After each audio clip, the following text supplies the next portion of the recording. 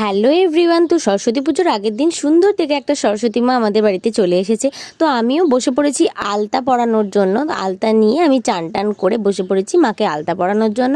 আর তারপর আলতাটা পরানোর পর সাইডগুলো ফাঁকা ফাঁকা লাগছিল, তাই একটু আলপনা দিয়ে নিলাম। মাকে তো সাজানো প্রায় কমপ্লিট। তো এটা হচ্ছে আমাদের আগের বছরের সরস্বতী মা। তো সরস্বতী পুজোর দিন ভোরবেলা 5:30টায় উঠে আমি তো ঘুম ঘুম চোখে ব্লগ করতে স্টার্ট করে দিয়েছি।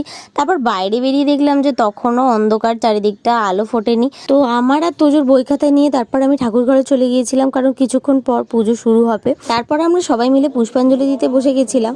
আর তোজো পড়াশোনা যাতে ফাঁকিটা কম মারে সেই জন্য খুব মন দিয়ে পুষ্পাঞ্জলি দিচ্ছিল। তো তারপর আমরা সবাই মিলে বসে মায়ের আরতি দেখছিলাম। এবছর আবার সরস্বতী পুজো আর ভ্যালেন্টাইন্স ডে একদিনেই পড়েছিল, তবে আমি বেলার দিকে রেডি হয়ে বেরিয়ে পড়েছিলাম সরস্বতী পুজো উপলক্ষে। তোমাদের ভিডিওটা ভালো লাগলে লাইক করো, এরকম মিনি ব্লগ দেখতে হলে আমার চ্যানেলটাকে সাবস্ক্রাইব করো, আর কমেন্টে জানাও আমাকে কিরকম লাগছে। তো আবার দেখা হবে নেক্সট মিনি ব্লগে।